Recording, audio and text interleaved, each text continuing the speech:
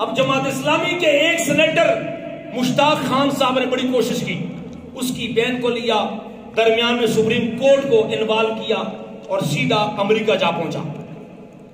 جب اب مشتاق خان وہاں سے پیغام بھیجتے، لوگوں تم مسجد میں آتے ہو، جماعتوں سے، پارٹیوں سے، تنظیموں سے، طبقوں سے، قوم سے، خاندان سے بالا تر ہو کہ تم یہاں پہ جمعہ پڑھنے کے لیے آتے ہو۔ برادران اسلام، مشتاق خان کہتے ہیں اگر شہباز شریف صاحب اور جناب بلاول بھٹو صاحب اگر ایک لیٹر پہ لکھ کر کے دیتے ہماری بچی واپس کر دو تو ہماری بچی بغیر پیسوں سے واپس ہو سکتی ہے۔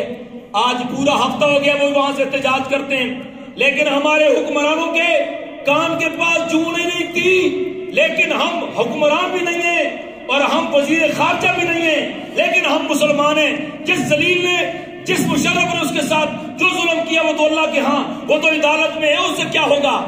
لیکن میں آپ کے واسطے سے جناب شہباز شریف صاحب کو ملک کا وزیر اعظم ہے اور بلاول بھٹو سے کہنا چاہتا ہوں، خدا را کر کے اس ملک کی اس بیٹی کے لیے، محمد کی اس بیٹی پہ ترس کھاؤ، ورنہ تمہاری بھی بہنیں بھی ہیں، تمہاری بھی بیٹیاں بھی ہیں۔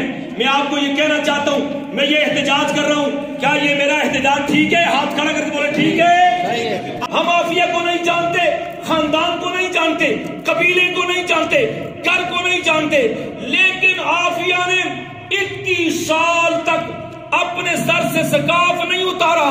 وہ کسی پوچھنے والے نے کہا کہ سقاف اتار دے تیرے لیے آسانی ہو جائے گی، اس نے کہا میں سقاف پہ مر سکتی ہوں، لیکن میرے محمد نے کہا تھا کہ اپنے سر سے دوپٹہ نہیں اتارنا۔ میں مر تو سکتی ہوں لیکن میں محمد کا دامن نہیں چھوڑ سکتی ہوں۔ پی ڈی ایم کی حکومت اس بچے کی طرف ہے، جو اس کے اندر ہے۔ مولانا فضل الرحمان صاحب پیس پی ڈی ایم کا حصہ ہیں، ایک طاقت رکھتے ہیں، ایک وجود رکھتے ہیں، ہم ان کے سامنے یہ احتجاج رکھتے ہیں ہماری اس بہن کی رہائی کے لیے حکومت اقدام کرے۔